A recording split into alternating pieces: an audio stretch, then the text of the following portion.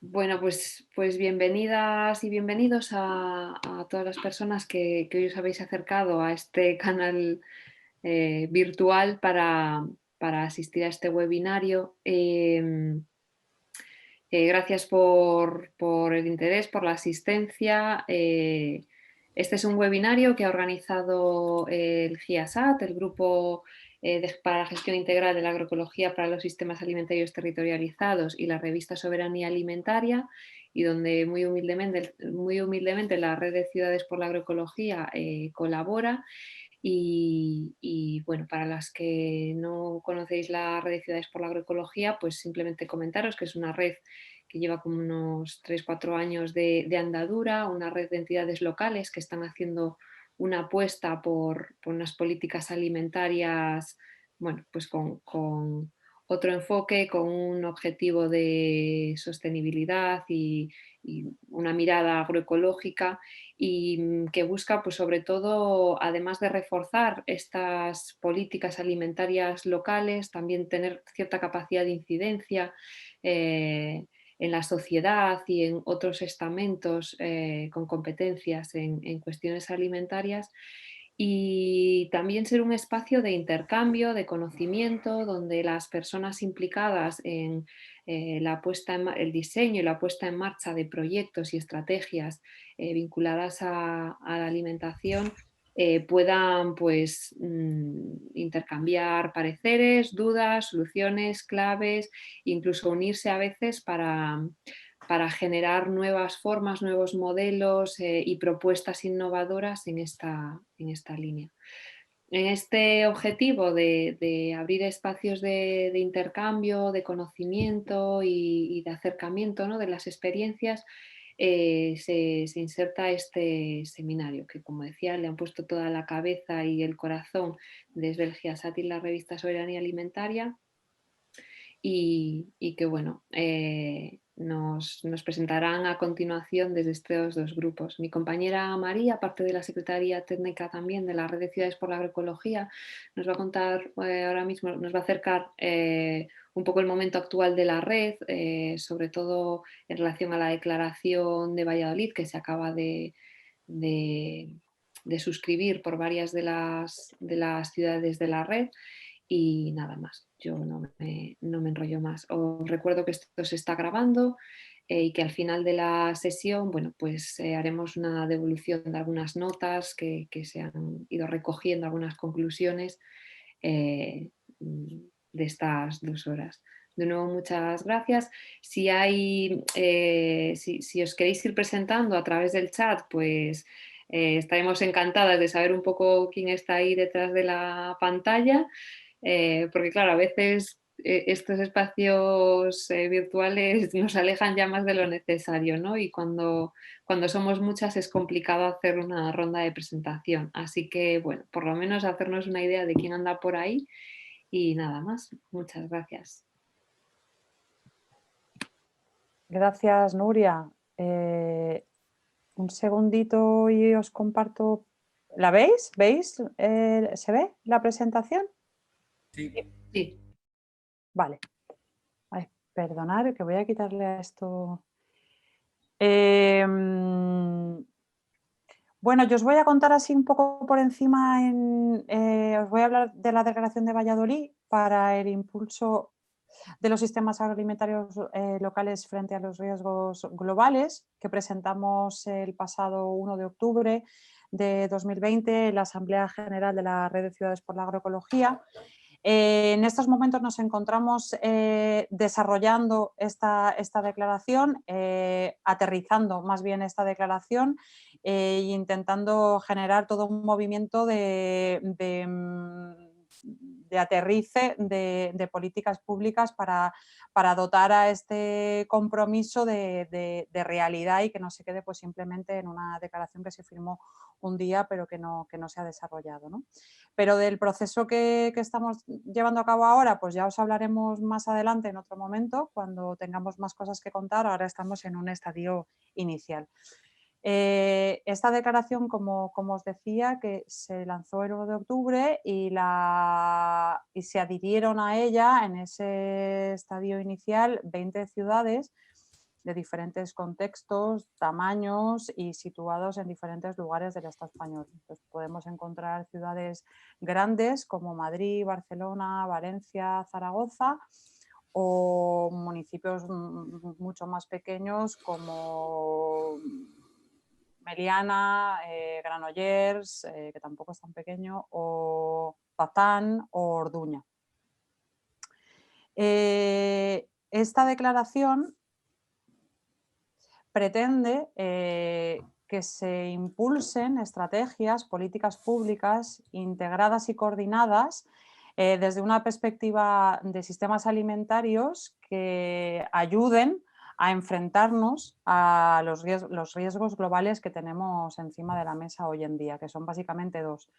Por una parte, el calentamiento global, la crisis climática, donde está más claro que el agua que los sistemas alimentarios tienen una gran responsabilidad en las emisiones de gases de efecto invernadero.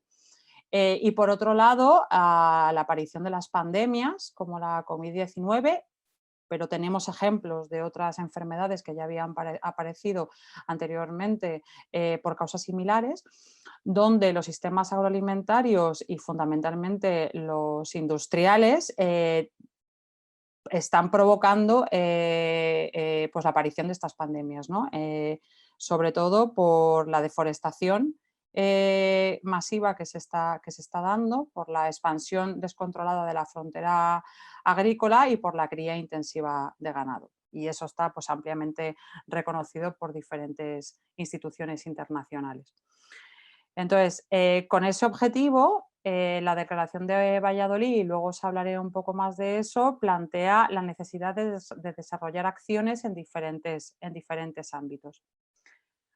Obviamente, todas estas acciones están atravesadas por la agroecología porque se entiende que la agroecología puede ser una respuesta a estas emergencias globales. Y eso también lo han reconocido desde diferentes instancias internacionales y europeas. Por una parte, la agroecología nos permite avanzar hacia los objetivos de desarrollo sostenible. Además, nos ayuda en el refuerzo de la seguridad alimentaria y nutricional y en la recuperación de una relación equilibrada entre la naturaleza y la economía que va a ser obligatoria si queremos mitigar las causas de estas emergencias. Ahora, esta declaración de Valladolid para el impulso de los sistemas agroalimentarios locales frente a riesgos globales viene acompañado de un informe que podéis encontrar en la página web de la Red de Ciudades por la Agroecología, también la declaración, que lo que pretende es ampliar la información y dotar de un contenido más profundo y más integral a la misma. Entonces, en este informe podéis encontrar información más concreta de cuáles son las causas de estas emergencias globales, cuáles son los impactos que tienen sobre los sistemas alimentarios. También podéis encontrar información acerca de cuáles están siendo las propuestas que desde diferentes marcos institucionales están haciendo para la mitigación y la adaptación a estas emergencias globales. Y por último, podéis encontrar también una batería de propuestas de políticas públicas concretas en torno a estos objetivos de los que se hablaba antes, que aborda la Declaración de Valladolid, y unos ejemplos de buenas prácticas que determinados municipios, fundamentalmente del Estado español, están desarrollando para fortalecer los sistemas agroalimentarios frente a estas emergencias globales. Muchos de estos ejemplos salen de un mapeo que la Red de Ciudades ha ido elaborando en los últimos meses a raíz del estado de alarma, de iniciativas de diferentes lugares del Estado para la gestión alimentaria en el momento de pandemia que estamos sufriendo, ¿no? Entonces, muchos de estos ejemplos han nutrido el informe. Los objetivos que plantea la Declaración de Valladolid son estos 5 que tenéis en esta diapositiva. El primero persigue impulsar formas sostenibles y resilientes de producir, transformar, distribuir y consumir alimentos locales nutritivos y de calidad. El segundo objetivo tiene que ver con la planificación territorial y la gestión de los recursos para esta alimentación saludable y sostenible. El tercer objetivo aborda el derecho a la alimentación, sobre todo de la población vulnerable. El cuarto objetivo persigue activar comunidad, activar tejidos sociales, entendiendo que son pilares fundamentales para el desarrollo de sistemas alimentarios saludables y sostenibles. Y en el último objetivo se plantea la necesidad de avanzar en la gobernanza, en la coherencia de las políticas públicas y en la coordinación de los diferentes departamentos que forman las políticas públicas para fortalecer los sistemas alimentarios saludables y sostenibles. Como os decía, son 5 objetivos prioritarios, 14 líneas de acción. Algunas de ellas buscan mitigar las causas de las emergencias globales y otras adaptarnos a sus consecuencias. Os decía anteriormente que en el informe podéis encontrar ejemplos de buenas prácticas y aquí tenéis un ejemplo de cómo se han estructurado estas fichas que hemos hecho por cada línea de actuación. Entonces, como veis, cada línea tiene ejemplos de actuaciones concretas y dentro de ellas, pues un ejemplo de buenas prácticas. En este caso, para la línea de acción 1, que promueve la producción de alimentos sostenibles, se propone como una actuación principal favorecer la transición agroecológica de las explotaciones y como ejemplo de ello se propone el proyecto Mansalorta de Valencia. Ya está, esto era todo lo que os quería contar. Todo esto lo tenéis en la página web. Voy a dejar de compartir pantalla.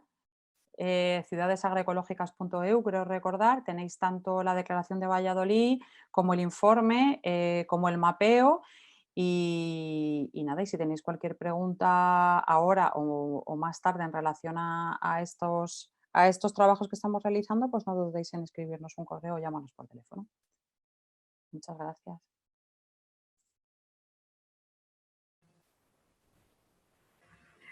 Muchísimas gracias, Nuria y María, por esta introducción y por este marco que nos da la Red de Ciudades por la Agroecología. Yo soy Isabel Vara, de la Universidad de Córdoba, y pertenezco al GIASAT, que es el grupo en el que estamos trabajando toda la cuestión de logística y distribución desde un marco de sistemas alimentarios agroecológicos, territorializados, sostenibles, locales, y que es un reto para la consecución precisamente de un sistema alimentario mucho más justo y más equitativo.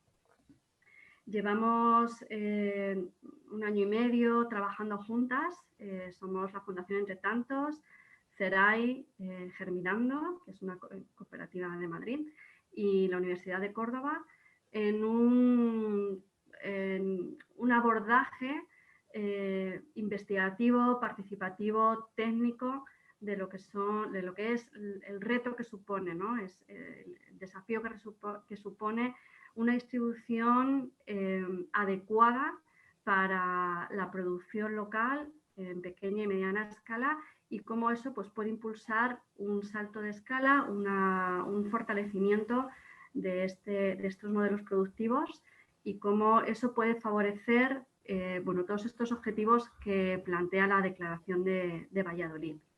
Este es nuestro tercer encuentro. Empezamos con un encuentro en el Congreso Internacional de Agroecología, que se celebró en Vigo en junio-julio, y trabajamos lo que son los desafíos, los retos, un poco compartir experiencias en torno a este tipo de distribución. Seguimos con un encuentro, unas jornadas en Córdoba, en las que seguimos profundizando desde las experiencias y sobre todo en el diseño de food hubs sostenibles, ¿no? Y aterrizando esos food hubs, pues llegamos a esas unidades alimentarias de carácter público que tenemos en nuestras ciudades y que también pueden representar un papel relevante en la conformación de estos sistemas alimentarios sostenibles en el ámbito de la distribución y la logística. Por eso queríamos dar la oportunidad en estas jornadas para presentar pues las diferentes opciones, debates, experiencias, iniciativas en torno a esos centros logísticos y de distribución de carácter público y cuál podría ser su servicio, sus servicios ecosistémicos, sus servicios sociales, sus servicios económicos, para que el acceso a estos alimentos sostenibles, ecológicos y equitativos, locales, frescos y de temporada, estén con un acceso para toda la población. Entonces, por eso hemos preparado este seminario junto a la revista de Soberanía Alimentaria y a la red de Ciudades por la Agroecología. Lo tenéis en el programa, os vamos a ir dando paso a las ponentes y a los ponentes. Y en primer lugar, bueno, pues le doy la palabra a Gustavo Duc, de la revista Soberanía Alimentaria, que nos va a situar un poco el marco de pensamiento de lo que es la distribución agroecológica. Muchas gracias, Gustavo. Gracias, Isa. Buenos días. Yo voy a ser muy breve también. Simplemente voy a compartir la pantalla. Queríamos situar en el marco de, precisamente como tú dices, Isa, para valorar el potencial de estas unidades del sistema Mercas en el territorio español, poner sobre la mesa algunos elementos con una mirada crítica constructiva también de cuáles elementos que debemos de tener encima de la mesa para analizar el papel de los mercas y el papel de las nuevas propuestas que desde los mercas nos están llegando. Ideas muy poco desarrolladas, pero que espero que ayuden a alimentar el debate. En primer lugar, las ciudades, lo sabemos energéticamente, desde el punto de vista de residuos, etcétera, también alimentariamente, difícilmente podemos decir que son sostenibles. Es importante partir de este gran problema y no minimizarlo y tener claro que ese es un problema central que deberíamos de resolver en todo el análisis que estamos haciendo. En segundo lugar, importante situar el papel de los mercas y cómo en realidad se originan para precisamente resolver y organizar de una forma sensata la organización de la llegada del producto local, de la agricultura local de cada ciudad, para centralizarlo y desde ahí distribuirlo, básicamente a partir del pequeño comercio, a la población. Y deberíamos hacernos la pregunta de a partir de qué momento o por qué razones o hasta qué medida esa misión central como organismo público de velar por la alimentación, favoreciendo a la vez la agricultura local, se ha ido desdibujando y perdiendo importancia en la definición de estos mercados centrales y que de alguna manera por eso el propio Pacto de Milán, al que la mayoría de ciudades están suscritas, hace hincapié e insiste en la necesidad de apoyar esa mirada de mercados locales y de mercados campesinos. De alguna manera me gusta decir cómo es posible que se vayan perdiendo las alianzas con los mercados en plural y en minúsculas para acabar pasando de alguna manera a rendir obediencia solo al mercado único y al mercado en mayúsculas. Respecto a esa preocupación al papel de los mercas, algunos datos, y insisto, solo como propósito crítico constructivo, algunas cuestiones que hacen ciertamente que nos preocupemos del papel que están jugando los mercas en la actualidad. He tomado referencias de las dos ciudades de mayor población en el Estado español, de Barcelona y de Madrid. En la memoria de Mercamadrid, por ejemplo, dentro de sus objetivos, con claridad, incorporan como un desafío en su estrategia institucional el convertirse en un hub internacional e ir agrandando mercados en otros países. En la reciente inauguración del espacio de BioMarket en Barcelona, uno de los directivos que se ha instalado como minorista también incorpora esa mirada de convertirse, en este caso, en un hub ecológico, donde también atender al escenario de la internacionalización. Y algunos datos de Mercabarna nos ayudan a entender o a situar que sí, que ciertamente ese papel de internalización de Mercabarna, y seguramente podríamos encontrar datos parecidos en otros mercas, está alcanzando cifras que cuanto menos debemos de tener sobre la mesa. En el caso de Mercabarna, casi el 12% de todas las frutas y hortalizas están llegando desde Francia. Llama la atención, por ejemplo, en el capítulo de las coles, que el 70% llegan de fuera del Estado, y nos hace preguntarnos si es que Cataluña no tiene capacidad de producir coles, o es que las coles se han convertido en un producto exótico. El 70% de las sandías y melones, en el caso de Mercabarna, llegan de Brasil. Es otra cifra que nos hace cuestionar o revisar o poner la atención en este suceso, ¿no?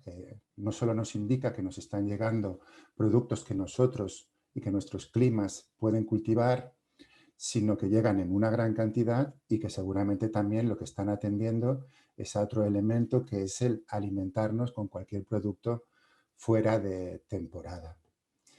Finalmente, si queremos mirar a esa alianza entre la red de Mercasa con el propio tejido agrario, es cierto que lógicamente Mercasa es una red de distribuidores, de minoristas, y tienen un potencial y un papel fundamental a jugar, que para nada quiero discutir, pero sí que es cierto que en los espacios de Mercasa también se abre lugar para la venta directa, que es otro de los mecanismos que el Pacto de Milán nos anima a desarrollar. Bueno, simplemente situar que en el caso de la red de Mercasa, frente a los 7 millones de toneladas y frutas y hortalizas que se mueven vía distribuidores, solo son 80.000 toneladas las que finalmente se comercializan en este capítulo de venta directa. Lo decía en el Pacto de Valladolid, lo decía María, la importancia no solo de proveer de alimentos, sino también de hacerlo de forma a precios asequibles para la población. Sabemos que históricamente hay una denuncia por parte del sector campesino de la gran diferencia entre los precios de origen y los precios de destino final, y aquí queríamos poner algunos datos. He tomado 3 productos básicos de nuestra canasta para entender cuál es o dónde está una parte o una corresponsabilidad en esta diferencia entre el precio de origen y el precio final. En el kilo de patatas, por ejemplo, si a origen se le pagan 29 céntimos, el mayorista duplica la venta aproximadamente a 45, y el minorista final duplica el precio del mayorista, con lo cual al final nos vamos a casi un 500% de incremento. En el caso de la lechuga, si no me equivoco con los cálculos, es muy similar, y en el caso de las clementinas esos incrementos son aún más grandes, ¿no? El kilo de clementinas que se paga al campesino a 16 céntimos se acaba vendiendo a 2 euros en el mercado finalista. Y por último, 3 ideas más a tener presentes desde mi punto de vista en el debate, Y es, por un lado, cierto, estamos encontrando, y las vamos a conocer hoy algunas, y para la red de ciudades y para todos los municipios es un elemento fundamental, estamos encontrando que aparecen en paralelo a los sistemas de mercas nuevas propuestas que intentan añadir aquellos espacios que los mercas no están cubriendo con la voluntad que desde la agroecología o desde la soberanía alimentaria nos gustaría, ¿no? Cómo no se está cubriendo, por ejemplo, esos canales de circuitos cortos, rotundos, como los de la venta directa, o el favorecer la presencia de productos agroecológicos. Y eso simplemente como pregunta, para dejar en el aire durante el debate, ese es el mecanismo correcto, añadir propuestas, o hasta qué punto deberíamos de plantearnos revisar, corregir o modificar desde dentro de los propios mercas, sin olvidar, como nos decía Isa al principio, que son unas grandes estructuras de carácter público al servicio de unos intereses y de unas políticas que deben de estar cada vez más claras. En segundo lugar, creo que es importante intentar resolver esa pregunta que suele presentarse como, a veces incluso como dicotómica, en ¿qué debemos favorecer, lo local o debemos favorecer lo ecológico? Mirar desde nuestro punto de vista y con las gafas de la soberanía alimentaria, recordando las emergencias que María ponía sobre la mesa, el cambio climático, los problemas de las pandemias, pero creo que es importante también añadir la emergencia del hambre en los países del sur, una emergencia que nunca ha dejado de perder, lamentablemente, ese carácter de vigencia, o la aparición del fenómeno de la sexta extinción. Creo que con esas emergencias sobre la mesa solo podemos aceptar miradas donde lo ecológico y lo local se fusionen, y por eso creo que hay que apelar directamente a modelos agroecológicos enmarcados en economías sociales y solidarias, y difícilmente es aceptable estas miradas parciales. Lo digo porque además favorecer lo local, por ejemplo, en el escenario catalán, puede ser favorecer la distribución de manzanas producidas en carácter intensivo en Lérida, pero recogidas por manos migrantes de personas que duermen a la intemperie. Y favorecer solo lo ecológico puede significar también favorecer producciones intensivas ecológicas producidas en el sur de la península o incluso en terceros países donde se vulneran los principios básicos de la soberanía alimentaria también en estos países. Y por último, y acabo, y perdonar si me extiendo más de la cuenta, creo que es importante en el análisis del papel de los mercas poner encima de la mesa, y por eso también con mucha expectativa escuchar ahora a Nahuel, cómo desde los mercas, cómo desde los espacios públicos se puede resolver esa ecuación que al principio nos parece tan compleja, esa ecuación que debe resolver el poder ofrecer a precios populares alimentos que han sido pagados a precios dignos a los agricultores. Como decía el principio cuando citaba el Pacto de Milán, cómo planificar los sistemas logísticos, yo me atrevería incluso a decir cómo intervenir en los sistemas públicos para asegurar que esa lógica energética y económica se cumpla, y que se cumplan que energéticamente y económicamente es mucho más lógico alimentar a la población con productos locales, sanos y de temporadas, que no alimentar a la población con productos procesados que normalmente vienen de fuera y que han usado muchos insumos en todo ese proceso productivo.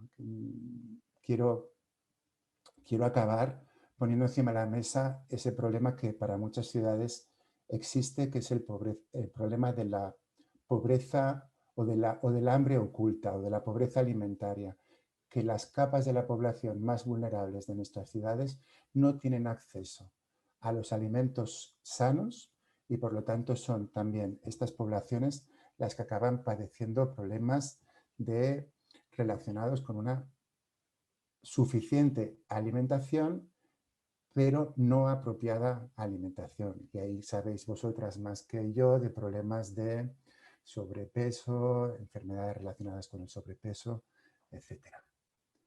Pues hasta aquí, en principio, estos eran los temas que creo que pueden ayudar al debate de este mediodía. Gracias. Muchas gracias, Gustavo, por traer vuestras reflexiones. Seguro que nos interpelen a muchas y que dan lugar, bueno, pues a muchos debates, ¿no? Igual cuestiones que, como decía antes, son desafíos para todas, ¿no? Muchísimas gracias. Tenemos ahora el privilegio de contar con Nahuel Levalli, que es el director del Mercado Central de Buenos Aires, que nos trae la experiencia de este gran mercado central, que creo que abastece a unas 12 millones de personas, y cómo se está pues trabajando en el acceso a los alimentos sanos y sostenibles para toda la población y la apuesta por el producto local. Estamos muy agradecidas, Nahuel, por tenerte aquí y adelante cuando quieras para compartir con todos nosotros. No sé si está Marcos por ahí. Hola, buenas. Muy buenas. Voy a intentar compartir pantalla. Muchas gracias. No tengo permiso.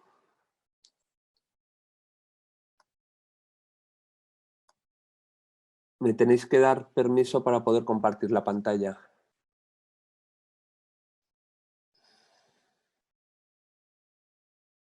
Sí, Nuria creo que está en ello. Vale, vale. Perdón, estaba con el micrófono apagado. Ya está. Yo creo que ya deberías poder. Sí, ya me deja.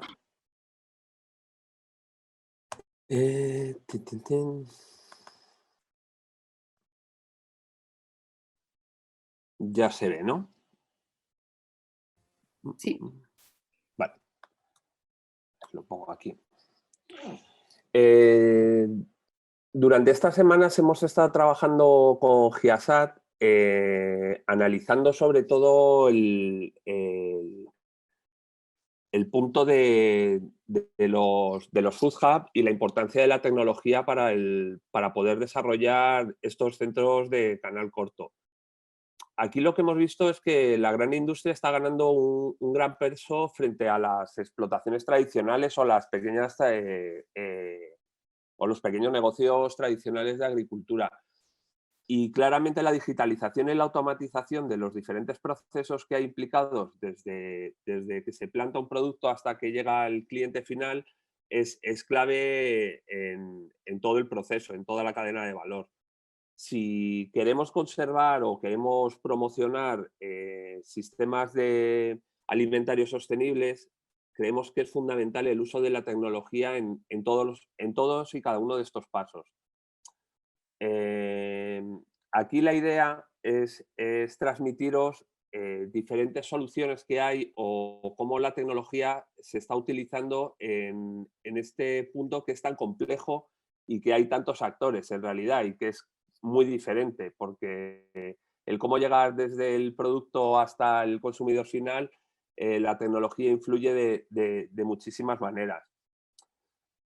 Aquí un breve esquema de cómo desde el productor, el hub y la compra en un proceso súper sencillo. Creemos que hay cuatro puntos, como son todo el proceso de venta, la trazabilidad y seguridad alimentaria, todo el tema de relación con los clientes y la contabilidad y reportes. Dentro de la venta, creemos que actualmente se está desarrollando en casi todos los sistemas que hemos analizado mediante papel, Excel o pequeñas bases de datos toda la relación entre el productor, el hub o el distribuidor central y el cliente. Esto lo hace insostenible a lo largo del tiempo y incapaz de poder crecer. aquí hay que tratar, hay diferentes soluciones, Open Food Network tiene una, Plan on the Food, Giasat está trabajando en la suya. Creemos que hace falta poder dar solución mediante sistemas sencillos, tanto para el agricultor, para grupos, asociaciones, etcétera, que se unan para trabajar en conjunto y poder desarrollar estas capacidades que les permitan tener una mejor logística, conocer las necesidades de los clientes, poder ofrecerles de diferentes maneras cómo poder solventar esos problemas, etc. Luego, hay un tema clave, creo que es todo el tema de la trazabilidad, tanto para conocer el origen del producto o si hace falta certificarlo porque es ecológico, etcétera. Aquí la tecnología creo que actualmente, por lo que hemos visto, hay muchísimos procesos que se están haciendo manual y ahora os voy a poner algunos ejemplos y creemos que se podrían optimizar de manera muy sencilla o que se están optimizando de alguna manera en otro tipo de sistemas alimentarios o de grupos de otra manera. Aquí, perdón. Toda la parte de sensorización del campo creemos que es algo en lo cual hay que trabajar rápidamente y que ayudaría muchísimo a la optimización de los recursos. En este aspecto, uno de los grandes problemas que siempre hay es el tema de la cobertura, porque en el campo hay poca cobertura o no hay mucha cobertura, en España cada vez menos, pero en el resto del mundo sí. Sin embargo, se han desarrollado, hay una empresa que se llama Sigfox, por ejemplo, que es toda la tecnología basada en 0G. Se trabaja en radio y permite el envío de datos. Hay un montón de dispositivos relacionados con el campo, tanto para el análisis de la humedad, para controlar dispositivos que permiten regar de manera automatizada, controlar la fertilidad del campo, plagas, etcétera, que permiten actuar sin manera presencial en muchos de estos sitios que pueden estar alejados de grandes centros de manera sencilla. Y luego aquí todo el desarrollo que se está haciendo del 5G, pero aquí objetivamente creo que toda la parte de 5G es mucho menos sostenible en todo el aspecto porque la necesidad de generar todas estas redes, el consumo eléctrico que exige, sí que va a permitir tener un acceso a información de todo lo que ocurra en el campo, o en los cultivos, o en las granjas, para el control de ganado, etcétera. Sin embargo, hasta que todo el mundo pueda tener acceso a este tipo de tecnología, que es mucho más cara, va a ser complejo. Por este lado, creemos que hay que trabajar sobre proyectos relacionados con otro tipo de tecnología, Libelium, Sigfox, que trabajan sobre tecnología de radio, que es muchísimo más barata, muchísimo más accesible para todo el mundo y sobre todo a nivel de cobertura permite acceder a sitios que normalmente a través de tecnologías 4G, 5G es mucho más complejo llegar. Otro de los aspectos que creemos muy destacables es toda la parte de Machine Learning. A través del aprendizaje automatizado, el posible desarrollo de proyectos relacionados con el Machine Learning lo que nos va a permitir es conocer todo lo relacionado con las necesidades del cultivo, de cuánta producción necesitamos, predecir cuánto tenemos que producir para dar servicio con las características de la tierra y las técnicas que queramos aplicar para dar servicio al mayor grupo de personas con el menor consumo de agua, fertilizantes, etcétera. Pero también nos va a permitir conocer y predecir el tiempo, nos va a permitir el poder trabajar sobre la optimización de rutas que podamos hacer entre diferentes productores para poder llegar al hub o desde el propio hub para llegar a diferentes tipos de consumidores finales. En esta parte, este tipo de proyectos sí que es importante generarlos de manera común o generar grupos de trabajo que permitan, suelen ser bastante costosos y que permitan una relación entre, sobre todo, la universidad y estos grupos de trabajo que ayuden a, desde un único sitio, optimizar los esfuerzos que se hacen y que puedan ser aprovechados por el resto de la comunidad. Esta clase de proyectos dan muchísima información, pero necesitan muchos datos de muchas fuentes que generalmente solo con una asociación o solo a través de un grupo de trabajo es muy complicado. A través de iniciativas como la vuestra de ciudades conectadas, smart cities, etcétera, se puede llegar a tener un conjunto de información tal que nos ayude a conocer estas necesidades de los cultivos, clima, rutas, optimización incluso de los propios espacios de los food hub, etcétera.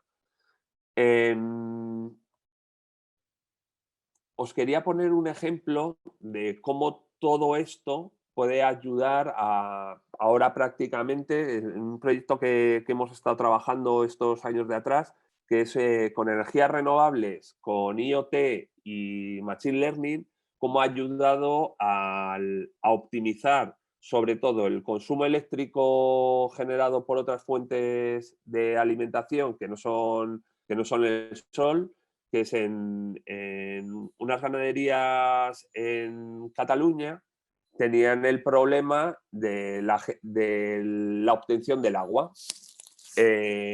Claro, el ganado tenía que beber a las horas adecuadas, etcétera. Entonces ellos consumían muchísima electricidad de manera habitual. Sin embargo, tenían unos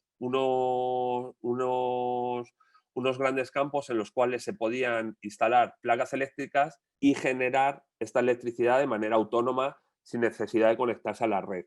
Allí lo que trabajamos es en un proyecto en el cual no solo optimizamos toda la parte de generación eléctrica utilizando la tecnología de Powen, que con los ingenieros nos ayudaron a optimizar dónde se ponían estos paneles eléctricos, etcétera, sino que se desarrolló cuál era el momento óptimo para, utilizando la energía de los paneles eléctricos, sacar el agua de los pozos que tenían para ofrecérsela al ganado en el momento adecuado para que el ganado se evaporara el mínimo agua, se consumiera de manera adecuada. Luego, además, todo esto estaba controlado pues, a través de IoT y de 0G. Sabíamos la posición del ganado, qué pozos había que extraer el agua para ofrecérselos los bancales de manera adecuada.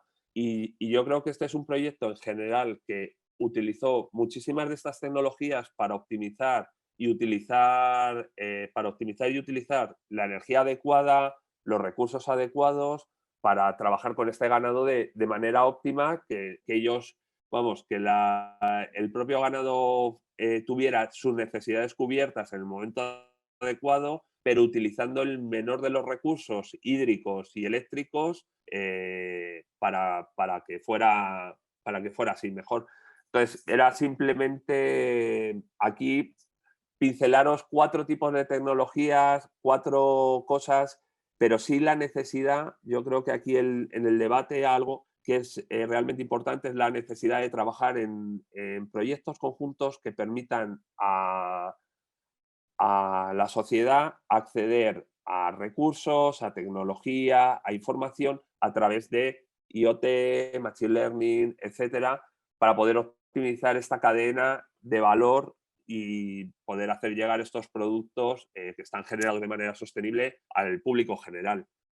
Y que ahí nos estamos enfrentando sobre todo a grandes corporaciones, estamos trabajando enfrente a gente que tiene muchos recursos, que está utilizando y automatizando muchísimos procesos y por tanto trabajando en el precio de manera que el resto no puede trabajar y competir de la misma manera. Simplemente es esto, daros unas pinceladas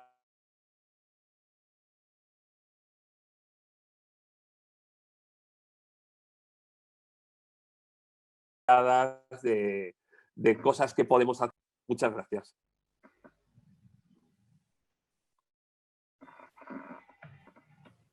muchas gracias, Marcos. También nos has dado bastantes elementos para el debate de todo lo que has contado, y algunos elementos más relacionados con la distribución y otros más relacionados con la propia producción, ¿no? También es importante distinguir eso en este debate. Muchísimas gracias. No sé si tenemos a Nahuel ya, o Gustavo, no sé si has podido recontactar con él. Ya lo sé.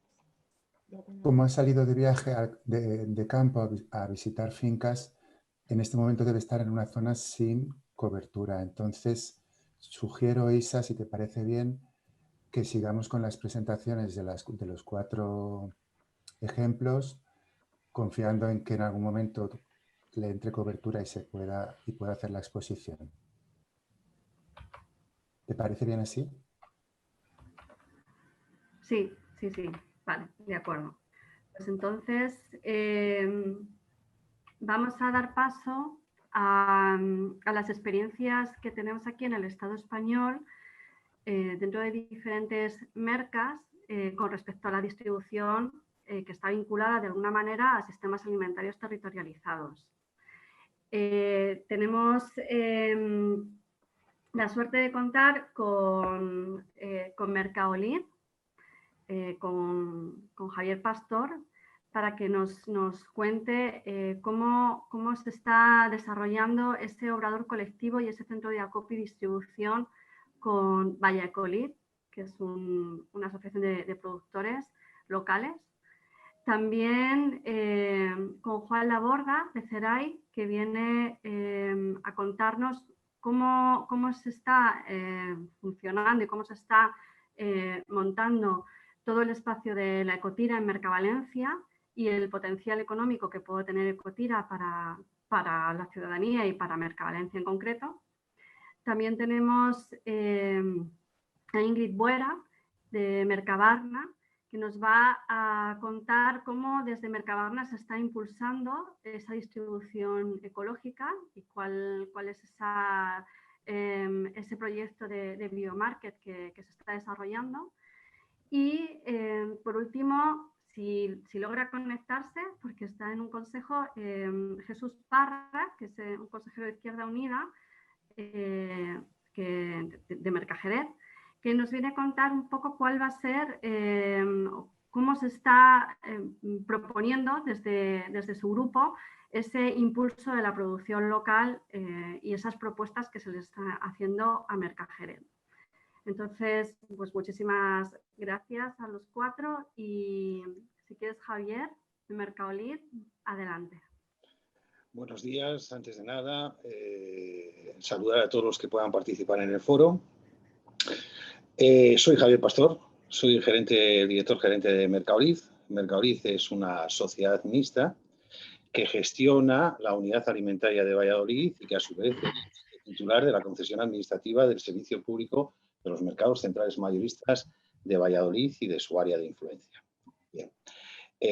Como sabéis o os podréis imaginar, está participada mayoritariamente por el Ayuntamiento de Valladolid en un 51%.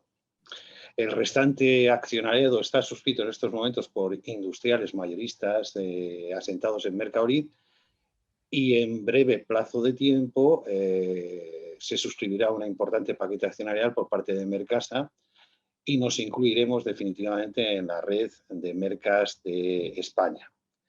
Bien, nosotros estamos aquí básicamente para presentar un proyecto de economía social o de economía circular, frente a otros modelos de industria agroalimentaria existente en estos momentos.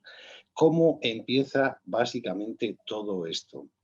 Empieza desde el momento que Mercaolid, como perteneciente al sector de la distribución mayorista especializado en productos perecederos, se incorpora en el diseño, elaboración y desarrollo de la estrategia agroalimentaria de Valladolid, en el contexto de pertenencia de la ciudad de Valladolid a la red de ciudades agroecológicas. Bien. Aquello fue un proceso tremendamente participativo. La principal característica es que fue tremendamente participativo. nada encorsetado, nada institucional, nada burocrático. Participaron prácticamente distintos sectores de la sociedad vallisoletana en la elaboración de dicha estrategia, de todo tipo, asociaciones de distinta naturaleza, asociaciones de vecinos, sindicatos, universidad, productores de proximidad, consumidores de producto ecológico, asociaciones de establecimientos especializados. Aquello fue una borrachera de ideas total y que se plasmó finalmente en un documento estratégico que tenía, como todo documento estratégico, sus correspondientes líneas de visión, sus objetivos, sus acciones, su cronograma, su dotación económica y sus indicadores. Bien, en ese contexto Mercadolid participó, desarrollamos o participamos fundamentalmente en dos líneas de actuación o dos líneas de visión. Yo prefiero utilizar la expresión líneas de visión.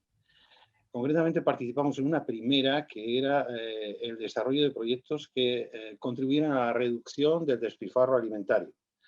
Consecuencia de lo mismo, se desarrolló en Mercadolid un proyecto realmente bonito, un proyecto de I+D+I, desarrollado por una empresa que es Biofactoría Naturae, que tiene por finalidad fundamentalmente aprovechar producciones agrícolas que podían no tener las perfectas condiciones organolépticas que se exigen en el mercado, pero que pueden ser perfectamente reaprovechadas, reutilizadas en fruta cortada, smoothies, zumos, etcétera, y sin la utilización de ningún tipo de conservante artificial.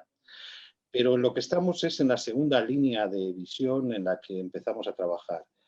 Mercadolid participó en tres acciones diferentes. Primero, facilitar espacios a productores de proximidad dentro de las instalaciones de Mercadolid. Eso fue fácil, dado que siempre Mercadolid ha tenido un situado de productores en el que tradicionalmente había productores de agricultura convencional, pero evidentemente están a disposición de los productores de proximidad y ecológica espacios dentro de Mercadolid. De hecho, en próximos días se va a incorporar un productor de miel e infusiones artesanales que se va a incorporar a Mercadolid. La segunda línea de actuación fue el desarrollo de un proyecto denominado de centro de acopio o distribución. Y la tercera acción fue el desarrollo del proyecto de obrador comunitario, colectivo o compartido, como se quiera denominar. Vale. Todo eso en un contexto, insisto, de proyectos de economía social y circular. Bueno, esto se consideró por parte de las personas que participaron en la estrategia agroalimentaria como lo que se utilizó la expresión de frutas maduras. ¿Qué significaba eso? Significaba acciones dentro de la estrategia agroalimentaria presumiblemente fáciles de ejecutar y en corto periodo de tiempo. Y en eso nos implicamos. ¿Qué puede o cómo se puede definir un centro de acopio o distribución? Pues como su nombre indica, es un centro de recepción, en este caso de producción de proximidad, producción primaria de proximidad y de carácter ecológico para su posterior distribución capilar, tanto en establecimientos especializados, hostelería, restauración colectiva y los propios asociados y consumidores finales. ¿Cómo podríamos definir a un obrador compartido, comunitario o colectivo? Pues como su nombre indica, un centro gestionado de forma colectiva en el que se elabora o se desarrolla una tarea de transformación de producto primario de proximidad y en este caso concreto también con el componente ecológico. Vale. ¿Qué ventajas puede tener la figura del obrador comunitario? Diversas. En primer lugar, entendemos que es una forma de compartir inversiones y gastos que de ser realizados individualmente serían muy difíciles de desarrollar. En segundo lugar, es una fórmula importante de autoempleo. En tercer lugar, es una forma de favorecer o facilitar un tipo de producto al cual el consumidor final tiene dificultad de acceso sobre todo por su exclusión de lo que podemos denominar la distribución moderna o organizada. También debemos destacar que es como ventaja la dinamización de la actividad agropecuaria, dado que da lugar a la posibilidad de salida de los excedentes agrarios. Por otro lado, se producen productos de gran calidad mediante procesos de producción artesanal frente a los procesos de la industria agroalimentaria. Y finalmente, es una forma de dar valor añadido a esta producción. Bueno. De punto de partida tuvimos una ventaja, y es de que Mercadoliz disponía de una nave de unos 280 metros cuadrados en el momento en que se plantea la acción, que permitía superar casi todas las exigencias higiénico-sanitarias, que es una de las principales dificultades que tienen proyectos de esta naturaleza. Estábamos hablando de una nave absolutamente panelizada, impermeabilizada, con suelos de POSI, por supuesto, con equipos de climatización que exigen el desarrollo de tareas de transformación agroalimentaria, con las pertinentes cámaras frigoríficas de entrada y salida de géneros, y con todo un elemento, un conjunto de requisitos que superaban las exigencias higiénico-sanitarias. Vestuarios, aseos, oficina, etcétera, etcétera. Esa fue una ventaja importante como punto de partida. Las dificultades que nos encontramos fueron fundamentalmente de doble tipo. Primero, no teníamos una masa crítica de productores para desarrollar el proyecto. En segundo lugar, no teníamos ninguna fórmula de integración de esos productores. Y en tercer lugar, teníamos, como no, las dificultades financieras para desarrollar el proyecto. Las dos primeras dificultades fueron superadas a través de la aparición o creación de la figura de Valla Ecoliz. Valla Ecoliz se constituye como una asociación sin ánimo de lucro en el que participan distintos productores, consumidores y comercializadores, que en estos momentos, o de cara a un futuro, no solo gestionarán el centro de acopio y distribución, sino también el obrador comunitario, y que están gestionando el mercado agroecológico que funciona una vez al mes en una plaza importante de Valladolid. La financiación. Bueno, pues al final la financiación fue mixta.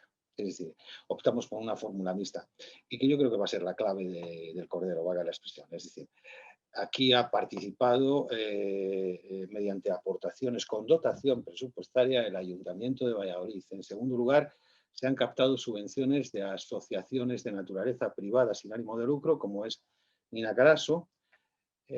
También están, por supuesto, las aportaciones de Mercadoliz. Las aportaciones de Mercadoliz van a consistir básicamente en asumir gran parte de todas las obras de remodelación y adaptación de las actuales de las instalaciones, también a través de la bonificación de rentas y, por último, a través de las aportaciones de determinados servicios complementarios como son mantenimientos, etcétera, etcétera. A día de hoy ya está funcionando el centro de acopio y distribución. Esperemos que a principios del próximo año ya empecemos todas las obras de acondicionamiento del obrador comunitario.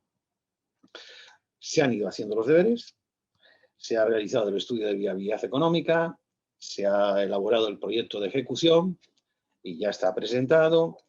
Y en estos momentos pues se está trabajando, como es lógico, en la presentación de las pertinentes autorizaciones sanitarias y las memorias sanitarias pertinentes. Las obras de acondicionamiento, solo las obras de acondicionamiento, van a superar los 75.000 euros excluido IVA, y esperemos que se quede ahí, porque se pueden disparar algo más.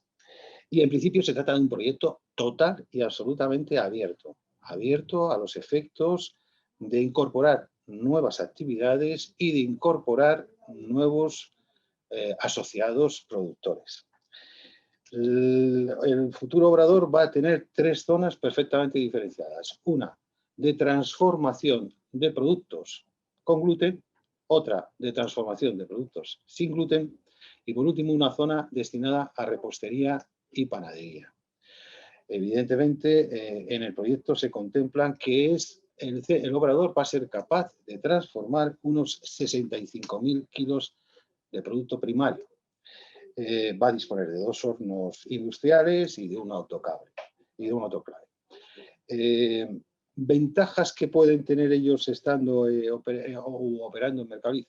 pueden aprovecharse de toda una logística importantísima que he montado para la totalidad de empresas de Mercadoliz, en cuyo caso se pueden beneficiar de las economías de escala en materia de transporte que existen, dado que hay épocas del año en el que, como os podréis imaginar, no hay producción en la comunidad autónoma de Castilla y León y se tendrá que captar de otras zonas de la geografía española.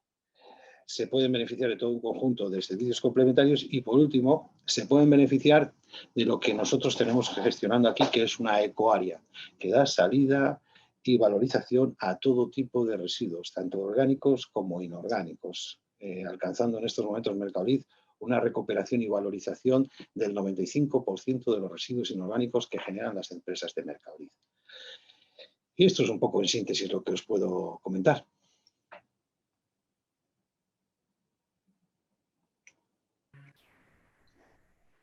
Muchísimas gracias, Javier. Seguro que hay muchas preguntas que hacerte por ser esta experiencia tan inspiradora y, bueno, como esos retos, ¿no?, de organizar a la producción y de ir un poco más allá con el tema de la transformación y la interterritorialidad. Muchísimas gracias.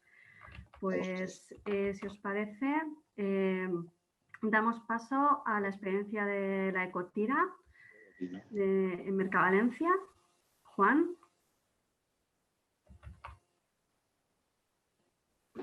Hola, buenos días. Muy buenas. Vale, pues comparto pantalla. A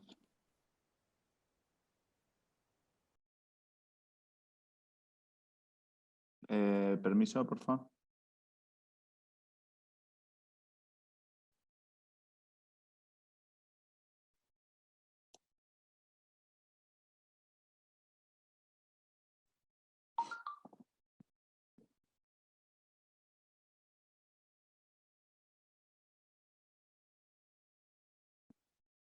Todavía no me deja.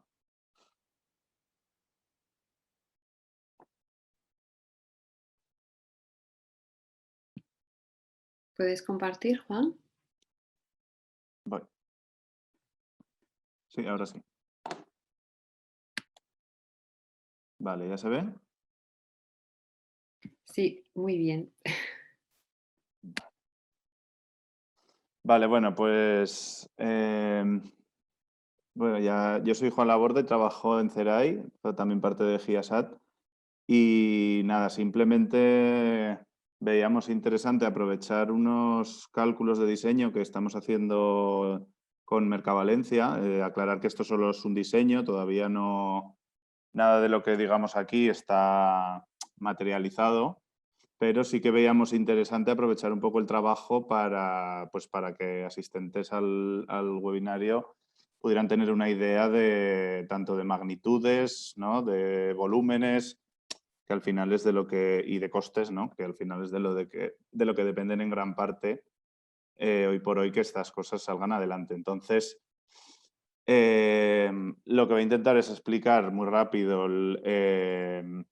las bases un poco del diseño y bueno, para poneros un poco en antecedentes, el proyecto o el diseño nace dentro del marco de un convenio entre Mercavalencia, Ayuntamiento, Ayuntamiento, CAE, si me corrijo me equivocáis, ¿vale? Que yo soy el forano de... Yo no vivo ahí en Valencia y a veces me equivoco un poco en estas cosas, y el Comité de Agricultura Ecológica. Entonces, bueno, pues el convenio es para impulsar un mercado de productores ecológicos dentro de un mercado que ya existe, un mercado de productores, que ya no solo existe, sino que es histórico, ¿no?, que es la tira de contar, y que, bueno, lleva siglos en marcha. Entonces, esa foto que sale ahora es ese mercado, ¿vale? Aquí solo pueden venir productores para hacer venta directa y se distribuye un poco en tarimas, ¿no? Es como la unidad de gestión. En cada tarima, pues un agricultor llega, paga su alquiler de la tarima para un día, cada día de apertura hay 4 horas de venta y, bueno, luego aparte de los servicios asociados, como las consignas, cámaras y demás, y los que ha nombrado el compañero de Mercadoliz, pues bueno, aparte de un poco de todo eso, ese es el funcionamiento básico, ¿no? Entonces, Más o menos las tarimas tienen una capacidad de 2 palés, ¿vale? Como, digamos, como volumen máximo a vender, aunque cuentan que antes se hacían muchas alturas, pero bueno, más o menos eso es lo que hemos estimado y eso es, yo creo, para lo que están pensadas. Entonces, la idea es en este mercado histórico, a través de la integración de otro mercado dentro de, que sería la ecotira, ¿no? Especializado en productos ecológicos, no solo ofrecer un nuevo producto dentro de este mercado, sino que también nos sirva para adaptar un poco la tira a los nuevos tiempos, podríamos decir, o para ir haciendo unos cambios, ¿no? Pues que va imponiendo un poco el contexto, ¿no? Entonces, con esta idea, con estos objetivos, se hace un diseño. Los impactos que busca este diseño luego lo condicionan. Entonces, pues básicamente, aparte de los que ya os he nombrado, ¿no? De mejorar el acceso a producto ecológico y local en la ciudad de Valencia, pues también se ha hecho un diseño pensando en que los agricultores y agricultoras del territorio tengan acceso a canales rentables y de venta y distribución mayorista. También promover un poco la relocalización de parte de ese producto ecológico que está saliendo de Valencia en el territorio. No exclusivamente, ¿no? También, o sea, en ese acceso a canales mayoristas, pues desde luego no estamos... O sea, uno de los valores añadidos que querríamos dar también es que ese canal no tenga que ser solo local, porque, bueno, pues por ejemplo, que pueda haber ahí una conexión entre distintos... imaginaos con la experiencia que ha contado el compañero de Valladolid, pues que los cítricos, ¿no? Que allí no pueden producir, puedan encontrar una salida hacia zonas que, bueno, que se demandan más que en Valencia y que no tienen producción. Entonces, son como dos objetivos, es solo por aclarar esto, ¿no? En el primer impacto buscado no lo estamos limitando a la venta local, pero sí que es un objetivo que se mejore un poco la relocalización del producto ecológico en la ciudad de Valencia. Indirectamente, también mejorar un poco el aprovechamiento de la estructura productiva de Mercavalencia, ¿vale? Ya luego veremos un poco esto más en profundidad. Adaptar este mercado histórico a nuevos hábitos de consumo y promover, y esto es una parte muy importante, por lo menos para la parte de CERAI, que trabajamos con bastante cuidado, que es que, bueno, que esto sirva como un punto de encuentro entre pequeñas empresas agrarias, que además en este caso ya no solo son de un mismo sector, sino que son de distintas generaciones y distintas maneras de producir. Entonces, aquí sería un poco la propuesta en sus líneas generales, la que decir que hemos hecho más de una propuesta, pero aquí vamos a presentar la que entendemos que cumpliría mejor con esos impactos buscados, que sería un escenario de convivencia parcial con la actual tira de contar, ¿vale? Y esa convivencia se traduciría en el espacio y en el tiempo. En el horario que tenéis ahí hay un error. Perdón, no me ha dado tiempo a cambiarlo, me acabo de dar cuenta ahora. Lo que estamos proponiendo es 3 días a la semana de convivencia en el espacio y en parte en las horas, ¿vale? O sea, ahí, por ejemplo, si queréis, podríais quitar la ecotira y la hora digital, la podríais quitar los martes y los jueves, ¿vale? Y eso sería el diseño que proponemos. 3 días a la semana coincidiendo y integrarnos en una parte de la nave. ¿Vale? La nave de la ecotira es la que sale pintada por encima, no sé si se ve mi ratón en la presentación. Entonces, esta nave tiene, lo que estamos proponiendo es ocupar aproximadamente un 25%, limitarla, hacer un pequeño acondicionamiento y limitarla a la ecotira. Entonces, bueno, esta sería un poco la convivencia espacial, ¿no? Y durante 2 horas, de las 4 que está abierta cada mercado, digamos que se compartirían, coincidirían los 2 mercados. Esto, bueno, pues por un lado cumplimos con el objetivo cumplimos con el objetivo de la convivencia que os comentaba antes, ¿no? Más allá de los propios ecológicos, pues la convivencia con esa anterior generación, que creo que hay muchos aprendizajes mutuos ahí. Y sobre todo también, pues ese gráfico que veis de las horas, ¿no?, que comparten o las que están solas, pues sería una manera de repartir los costes de la nave, que ahora mismo no funciona al 100% de su capacidad. Pues bueno, sería una manera de introducir nuevos clientes en una misma estructura, ¿no? Dicho esto, luego el diseño, pues es un diseño, el papel ya sabemos que es mucho más versátil que la realidad.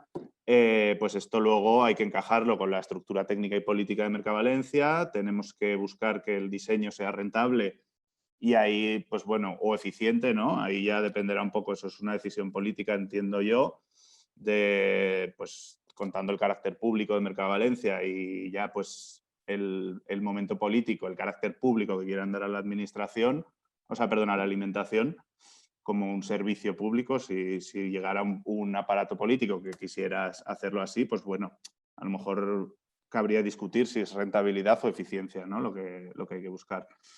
Luego, también depende de los actuales usuarios de la tira de contar, ¿vale? Los agricultores, agricultoras convencionales que están ahora mismo yendo allí, que además tienen una gran tradición de ir, tienen un hábito ya muy marcado y es gente con una trayectoria grande a sus espaldas, o sea que hay que contar sí o sí con ellos, entendemos.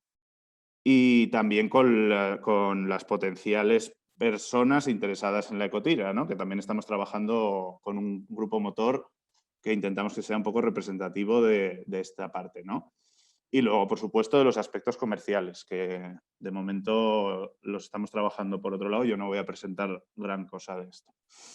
Entonces, bueno, pues eso sería ocupar ese espacio. Habría que hacer algunas pequeñas adaptaciones, que estamos ahora valorando la viabilidad con Mercavalencia. Y bueno, pues como novedades también o como otras cosas a añadir, más allá de ofrecer producto ecológico, estamos planteando también el tema de la venta no presencial, como hemos llamado de momento, utilizando esa tarima, siguiendo utilizando esa tarima como unidad mínima de gestión y de negocio para Mercavalencia. Pues bueno, que no haga falta que los productores estén allí las 4 horas para vender. Estamos planteando un servicio vinculado con un marketplace para que se pueda, no solo ya la venta digital, sino que pueda haber una venta no presencial, que puedan los agricultores puedan utilizar la ecotira no solo como un canal de venta más, sino como una plataforma o lanzadera de distribución, ¿vale? Un sitio donde centralizar, donde pueden entrar bien, aparcar bien, donde tienen acceso a servicios logísticos, donde tienen acceso a otro tipo de servicios auxiliares. Además, Mercavalencia está muy bien situado, o sea que están bastante en la ciudad.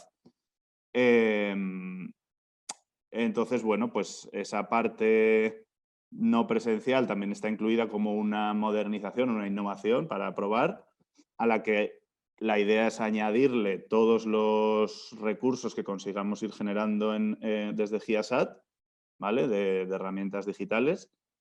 Y luego además estamos trabajando con los agricultores del Grupo Motor un poco la visión de la rentabilidad de sus sistemas de distribución actuales. Entonces, bueno, pues esto un poco de cara a que también la ecotira pudiera servir como un punto que favorezca la acumulación de volúmenes a la hora de repartir, ¿no? Pues simplemente con el hecho de llenar una furgoneta al 25% de capacidad o al 50%, pues ya habría diferencias importantes sobre la rentabilidad. Entonces, bueno, esto ya depende de los agricultores, ¿no?, que serían ellos, pero bueno, siempre es más fácil que coincidiendo en un punto puedan surgir este tipo de sinergias, de colectivizar un poco esos medios de distribución. Entonces, ahí serían como esas 3 patas, ¿no?, de innovación. Sería el trabajar con los agricultores ya en su propia articulación, tema de la venta no presencial y el de incorporar herramientas digitales. Así un poco por lo que hablábamos de tener una idea de volúmenes, ¿no?, de qué implicaría algo así, pues de momento ocupando solamente ese 25% de la nave y con este escenario de convivencia, que sería el que entendemos que cumple más con todos los impactos, incluida esa amortización, entre comillas, ¿no?, de los costes fijos de una estructura grande, como son las estructuras que hay en los mercas, que esto es una cosa a tener en cuenta, ¿no? Son, pues al final, montar algo en un mercado, pues por ejemplo, una partida de limpieza industrial o una partida de vigilancia en una nave particular a lo mejor no vas a tener, ¿no? Entonces, son estructuras grandes que tienen sus ventajas, pero hay que utilizarlas, ¿no? Entonces, bueno, pues a la hora de meter aquí otros dos tipos de clientes, ¿no? Tanto, o sea, ya no solo los clientes agricultores, sino también clientes compradores, bueno, pues al final estamos, sí que incrementamos los costes un poco, un 10%, porque se añaden cosas que antes no estaban y porque hay un mayor uso de la nave en las horas que solo está la ecotira. Pero sí que es verdad que todos esos gastos, todos esos costes ahora mismo se reparten entre un perfil, ¿no? Y un perfil de comprador, un perfil de vendedor, que sería el de la tira. Y la idea un poco de este diseño es incorporar dos posibles perfiles nuevos, que serían la gente interesada en la venta no presencial y gente interesada en vender o comprar producto ecológico. Entonces, bueno, pues sería intentar que esa amortización se mejorara un poquito, ¿no? Y poco más. Ah, bueno, sí. Y bueno, esto supondría, ¿no? De este diseño, cumplir con todas esas cosas de la realidad, ¿no? De pasar del papel a la realidad. Pues esto para mantener unos umbrales de rentabilidad aceptables tanto para Mercavalencia como para las personas que van a vender a la ecotira, pues más o menos hemos visto que cada día de apertura, para que un agricultor le salga a cuenta, por lo menos tendría que vender, y esto, insisto, son cifras como muy, muy gordas, ¿no? Porque depende muchísimo de cada casuística, sobre todo en el caso de los agricultores. No es lo mismo ir a vender naranjas que vender judías verdes. Pero sí que más o menos creemos que en torno a los 550 kilos por jornada de apertura sería una cifra ya en la que conseguirían cubrir todos sus costes. Y con todos sus costes me refiero a costes que estáis viendo ahí a la derecha de la pantalla, que hoy en día, bueno, pues hemos, así analizando con los datos del grupo motor, más o menos contando tanto la ida como la elaboración en cajas con la caja incluida y la venta, esto sería para la venta presencial, pues vemos que vendiendo esa cantidad que os he dicho, más o menos unos 45 céntimos por kilo tendrían que imputarle de esos costes, ¿no? Y aquí un poco he puesto para la reflexión este precio medio de venta de 2019 con los datos de Mercavalencia, que fue para frutas y hortalizas 1,02 euros kilo. Entonces, bueno, si se cubrió ese coste de distribución, pues para ciertos productos parece complicado.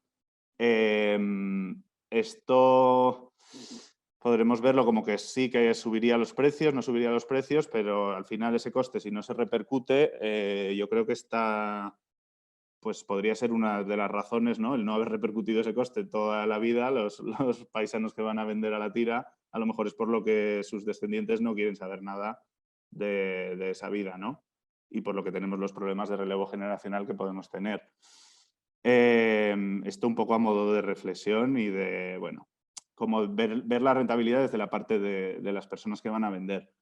Desde la parte un poco, porque al final entendemos que si esas personas cumplen con sus expectativas de rentabilidad, pues Mercavalencia también tendrá más fácil para cumplir con las desde su perspectiva, ¿no?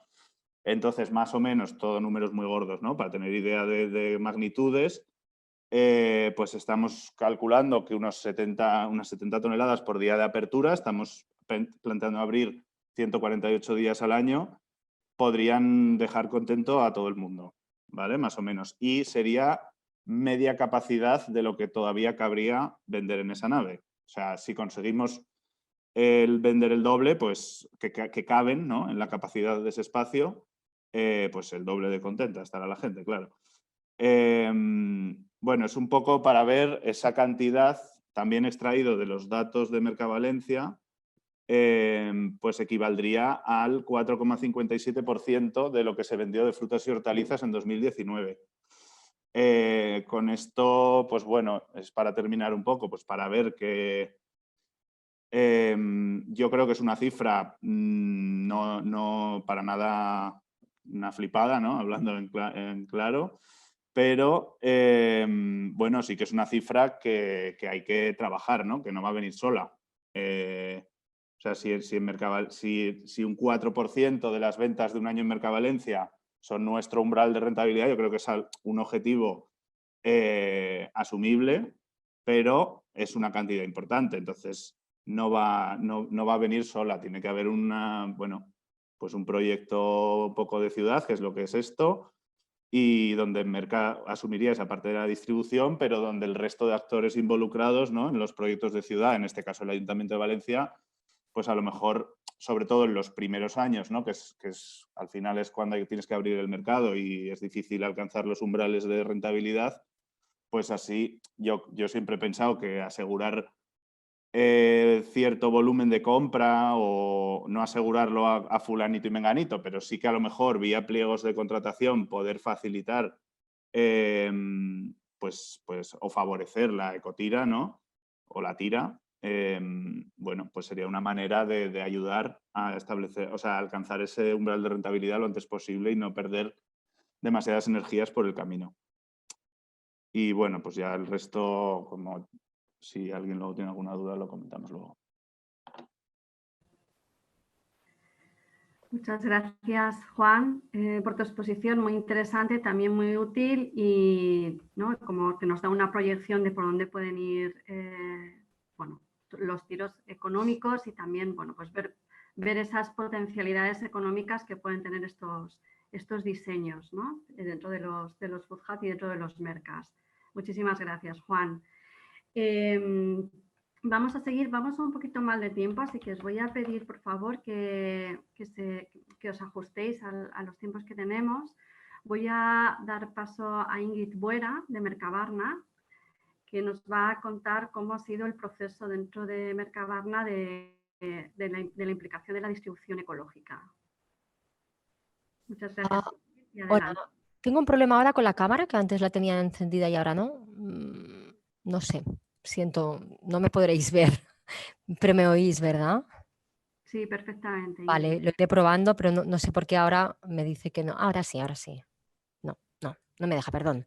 Bueno, pues gracias por la invitación. Soy la directora del área de negocio de Mercabarna.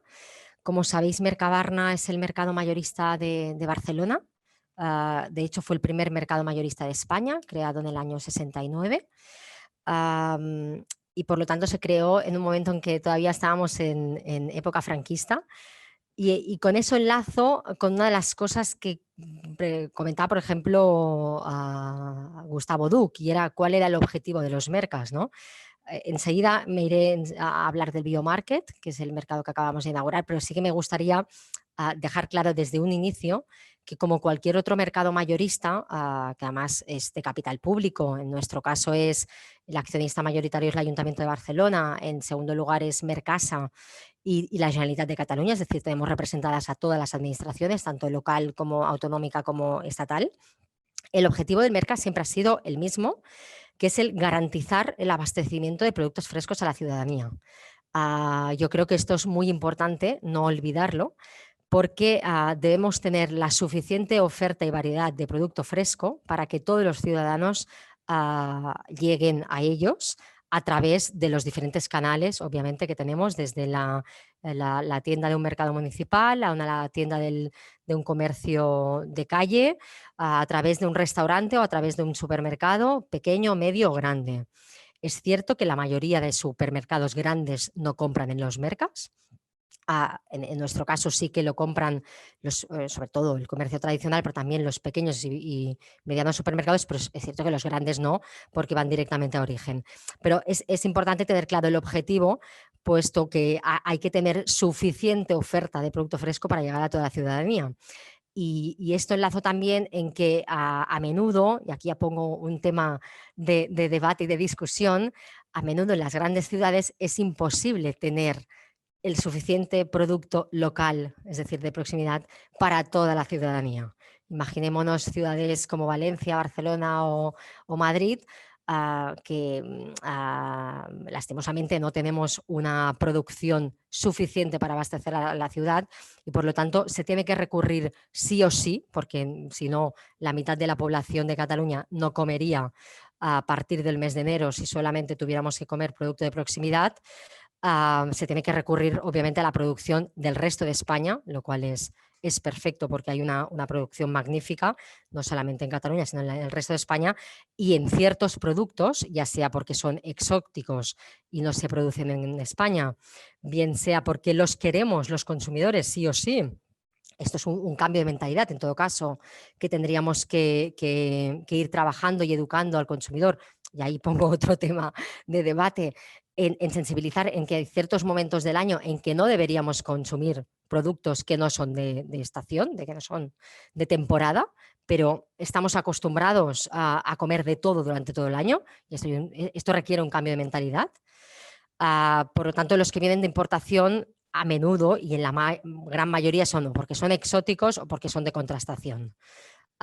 Podríamos coger cifras y no entraré porque no es el objeto de debate, pero de los productos más producidos en Cataluña, como por ejemplo las manzanas, el 70 y pico % de las manzanas que se comercializan en Mercabarna obviamente son de Cataluña. Con lo cual, si miramos correlación de productos en cuanto a su producción, se corresponden también con la comercialización en los mercados. Bien es cierto también que gran parte de estas producciones que le llamamos locales a menudo se van directamente a la exportación, con lo cual pocas quedan en el consumo interno. Pero para no alargarme en estos temas, porque estamos hablando sobre todo de producto ecológico, yo estoy contenta aquí de poderos explicar hoy que hemos inaugurado el primer mercado mayorista de ecológicos de España. Concretamente, anteayer tuvo la inauguración oficial más institucional, pero ya es un mercado que ya está abierto desde el 23 de noviembre.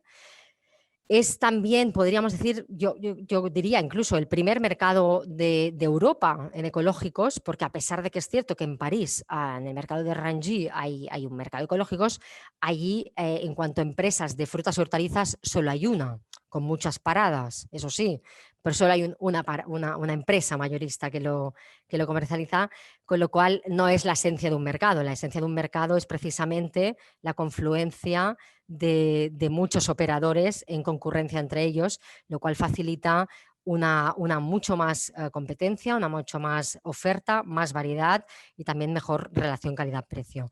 Por lo tanto, tenemos este primer mercado mayorista de España con 21 paradas.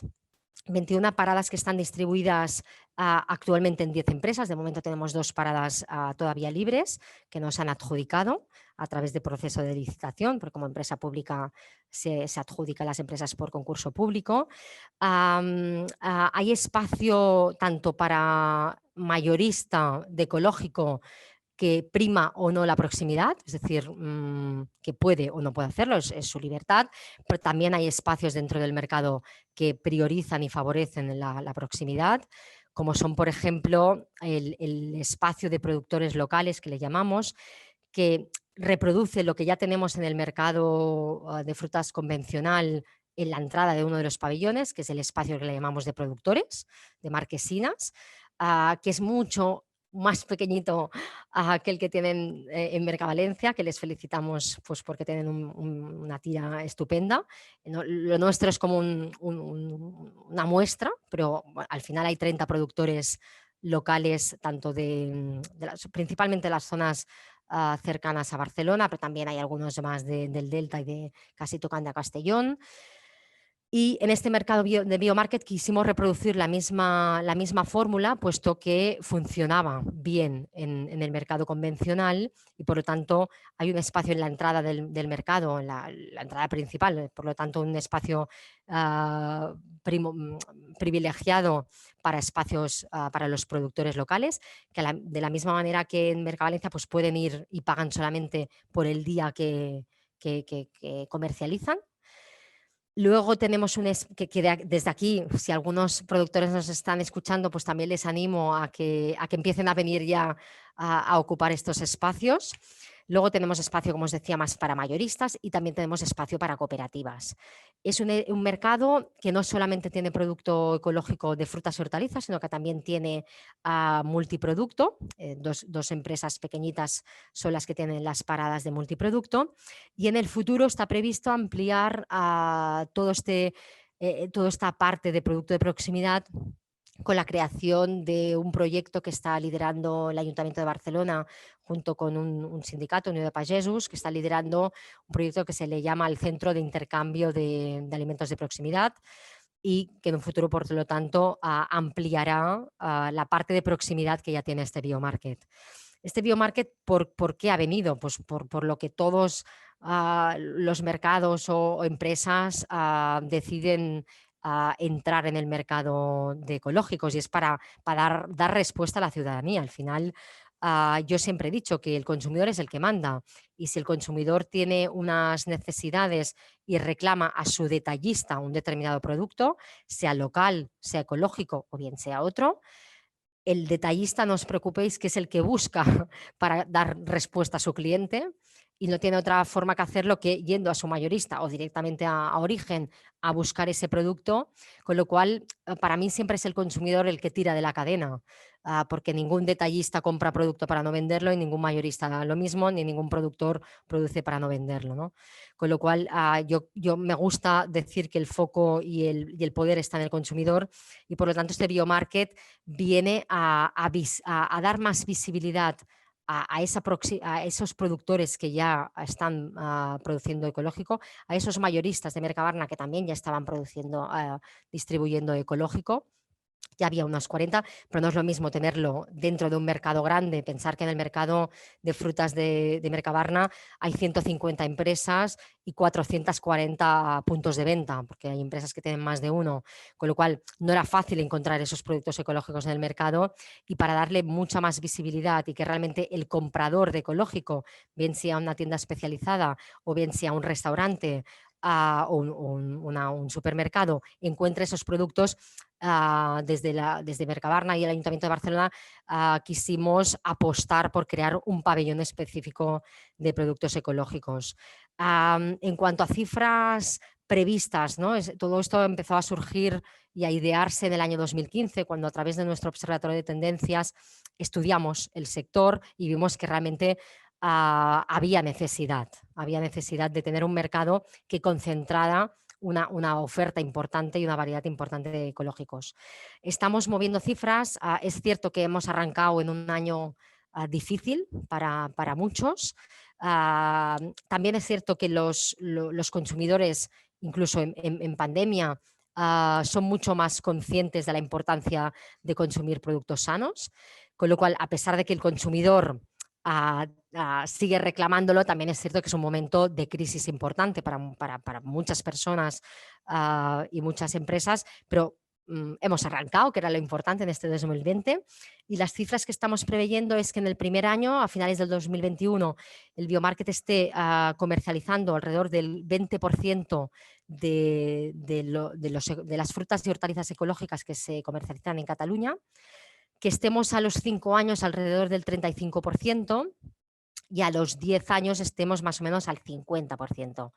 En toneladas, que supongo que a lo mejor nos hacemos mejor una idea, estaríamos hablando del primer año estar comercializando alrededor de unas 23.000-24.000 toneladas y a los 10 estar alrededor de las 78.000. ¿Qué más podría contaros? Porque tampoco quiero alargar creo que es importante que tengamos este debate, ¿no? Porque supongo que habrán muchas preguntas. Solamente sí que me gustaría poner también un apunte en cuanto al producto de proximidad que se comercializa en Mercabarna, porque uno de los ponentes ha hablado de que se comercializa un 12%. Sí, es cierto, actualmente en frutas y hortalizas se comercializan el 12%, son de Cataluña, pero pensamos que estamos hablando de más de 2 millones de toneladas de productos. Es decir, en Mercabarna se están comercializando cada año 200.000 toneladas de producto de proximidad, que después de las cooperativas y de las grandes empresas productoras que en buena parte exportan directamente unos tantos porcientos importantes, es la primera concentración de producto de proximidad. Y que de hecho estos espacios ya en el mercado convencional, al igual que ahora en el de ecológicos, pero ya en el de convencional, están muy identificados precisamente para facilitar su comercialización. Pero pongo el foco otra vez en lo que decía al principio, es el consumidor el que tiene que reclamarlos para que tiren, nunca mejor dicho, de toda la cadena. Y yo, si queréis, para no alargarme más, acabo aquí, no sin muchas más ganas de explicar muchísimas más cosas, pero ya lo hacemos en todo caso luego en el debate. Muchas gracias. Muchísimas gracias, Ingrid, por estas aportaciones y, por supuesto, por estas aportaciones al debate, que sí que se están viendo elementos, ¿no?, de mucha intensidad dentro del debate. Muchísimas gracias. También disculpo porque es poco el tiempo que tenemos y mucha gente, ¿no? Muchas gracias, Ingrid. Pues voy a dar paso a Jesús Parra, que es consejero de Izquierda Unida para Mercajerez. Jesús. Hola. Mira, me pongo aquí los 10 minutitos de control porque si no yo empiezo también a coger la palabra y no me la suelta nadie, ¿no? Sí, por favor. Bueno, ya tengo ya ajustadito el tiempo. Nada, pero disculpad, mira que no he podido, de verdad que me hubiera gustado escuchar las conferencias, pero bueno, como comentaba Isabel, precisamente hoy tengo una empachera de Mercasa porque vengo de un consejo de Mercajerez y no me han soltado hasta hace poco tiempo. Y me he perdido las conferencias que la verdad que tenía mucho interés en escucharles, sobre todo ver de qué manera podemos colaborar en crear una red a nivel del Estado en esta materia. Bueno, yo en relación a la experiencia de aquí en Jerez, haciendo una breve, digamos, historia de cómo surge y demás, hace unos 8 años participábamos directamente en todo lo que era el movimiento, de todo lo que es el tema de la agroecología, en el movimiento de consumidores, y hace 8 años ya empezábamos un poquito a ver que el movimiento de consumidores ecológicos empezaba un poquito a decaer, ¿no? Que había un cierto agotamiento y que era necesario, desde el punto de vista de apoyar la agroecología, pues dar un salto de escala, ¿no? Y asumir cierto, que no era suficiente a través del voluntariado y a través de actos casi testimoniales de organizaciones de consumidores, que prácticamente en todas las ciudades más o menos grandes de la provincia pues había una asociación de consumidores, pues que era necesario subir un poquito la escala, ¿no? En paralelo, habíamos, por contar un poco el contexto en el que hace unos 8 años nos movíamos, en paralelo se había también promovido con grupos de desarrollo rural la creación de un mercado de productos locales, y el resultado de ese, que fue muy positivo, porque realmente tuvo por parte del público una expectación enorme, pero terminó casi dramáticamente porque después de el mercado se organizaba en el centro de la ciudad una vez cada 15 días, y eso provocó una reacción violenta realmente por parte de determinadas asociaciones de consumidores, ¿no?, que vieron en este tipo de mercado una competencia desleal por aquello de que ellos pagan impuestos, esto no, en fin y tal. Eso nos llevó pues a una negociación con los comerciantes del mercado central que no culminó de una manera positiva. O sea, no logramos llegar a un acuerdo de cómo podíamos establecer, digamos, que los dos mercados centrales de la ciudad en el centro, pues pudiese estar orientado a la distribución de producciones locales. No se llegó a ningún tipo de acuerdo y el resultado fue que, bueno, políticamente se presionó para que no nos dieran la licencia a que se cerrara eso, ¿no? El tercer, digamos, línea que confluyó en esto fue que en ese mismo momento se fue constituyendo la red de agroecología de Jerez y de Cádiz, que aglutina en torno a unos 40 y tantos proyectos de agroecología en toda la provincia, ¿no? El resultado, digamos, de esta red fue precisamente el que se consiguió el organizar unos ecomercados que hoy por hoy se organizan en 2 puntos en la provincia, con un éxito también bastante positivo, pero que puso de manifiesto la otra debilidad del proceso, y es que no hay producción. O sea, realmente, aunque se diga en todas las estadísticas que incluso la Comunidad Autónoma de Andalucía es la comunidad con mayor superficie de agricultura ecológica, etcétera, etcétera, realmente lo que es la disponibilidad de alimentos ecológicos no era tanto, ¿no? Y que realmente no había tanta oferta como para poder justificar una central de compra o subir de escala, ¿no? Hasta el punto de que ahora mismo hay demandas por un montón de pueblos de la provincia para crear ecomercados y no hay capacidad ni siquiera de organizar esos mercados porque no hay producción, ¿no? Entonces, en este contexto, en el que digamos que se visualiza que realmente hay una cierta posibilidad de, digamos, de interés de crecer en el ámbito de la agroecología y un cierto conflicto interno dentro de lo que es el movimiento agroecológico entre lo agroecológico y lo local, finalmente, por una cuestión casi más allá de cuestiones filosóficas y cuestiones estratégicas, simplemente por cuestiones operativas, se vio que era oportuno vincular ambas líneas, ¿no? Que no había escala suficiente para distinguir entre producto local y producto agroecológico, sino que deberíamos hacer esfuerzos para crear una estructura comercial que permitiera integrar a ambos, ¿no? Y en ese momento fue cuando incorporamos dentro de, digamos, ya políticamente, dentro de lo que era el grupo municipal, introducimos en el proyecto político, pues incorporamos la defensa de un proyecto que en la legislatura anterior le llamamos proyecto de relocalización. Este proyecto de relocalización lo que nos llevó fue, en primer lugar, a que era necesario que el tema de la agroecología y el tema de la relocalización formara parte de un pacto en el que ningún grupo político de la ciudad pudiese poner ningún tipo de pega. O sea, intentamos llegar a un consenso. Llevamos al Pleno Municipal un pacto local por el desarrollo rural y por la agroecología, que fue firmado por todas las fuerzas políticas y que nos permitió que en los presupuestos municipales se incorporase una partida de unos 150.000 euros anuales para el desarrollo de proyectos vinculados con lo que es la agroecología. Y el segundo acuerdo del pacto fue la incorporación precisamente de esta línea dentro de lo que era Mercajeré. Mercasa, realmente, bueno, habíamos mantenido bastante buenas relaciones con Mercajeré desde hace mucho tiempo, incluso estuvimos negociando la posibilidad de tener una central de compra allí en Mercajeré, que porque no había escala suficiente de los productores para poder hacerse cargo de ella, no avanzó. Pues era cierto que Mercajeré, como muchos mercas periféricos, mercas pequeños, no somos Mercabarna, ni Mercavalencia, ni Mercabarcelona, ¿no?, sino que son mercados pequeños, prácticamente se habían estado reduciendo su cuota de mercado dentro de lo que es la distribución alimentaria como consecuencia de la gran distribución, sobre todo del modelo de Mercadona, Día, Lidl, y por tanto había una crisis del propio mercado, ¿no? Entonces vimos la oportunidad de incorporar esta línea. Con Mercajeré lo primero que se planteó fue hacer un estudio, que lo hicimos gracias a los fondos municipales, que nos permitió llevarlo a cabo para ver cuál era el potencial de la creación de un mercado, en este caso, de producciones locales.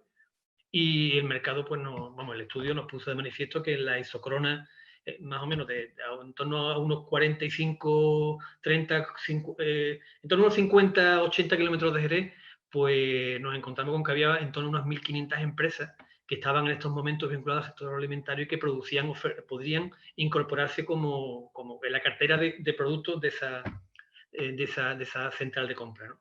Desgraciadamente, desde el punto de vista agroecológico, muy poquitas, pero también había elementos muy, muy interesantes a tener en cuenta.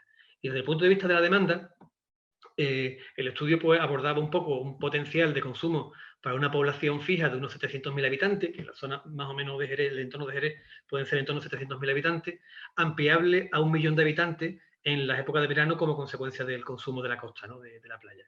Si hicieron las cuentas y más o menos, digamos que se vio la posibilidad de que era necesario, si éramos capaces de organizar tanto la producción como incluso utilizando la red de pequeños comerciantes de los mercados de abasto, posicionar la red minorista convencional, poder posicionarla ante el verdadero competencia que precisamente era la gran distribución. Aquello dio paso, viendo aquella posibilidad, a 3 líneas de actuación, ¿no?, que es la que actualmente estamos desarrollando. Por un lado, se vio para impulsar este proyecto, pues se vio el interés de implicar a Mercasa directamente. Se solicitó una reunión con la presidencia de Mercasa. No tuvo mucho éxito con la anterior presidencia, pero con la actual la respuesta fue muy positiva. O sea, estamos ahora mismo encantados. Yo creo que la dirección ahora mismo de Mercasa está muy en línea con todo lo que estamos hablando aquí. Y de ahí ha surgido la puesta en marcha de un plan estratégico en esta materia para Mercajeré. Entonces, ya hemos tenido varias reuniones con los técnicos de Mercasa y estamos en esa línea, ver un poco cómo, en definitiva, concretar qué inversión es la que verdaderamente va a hacer falta, ¿no?, hacer en ese caso.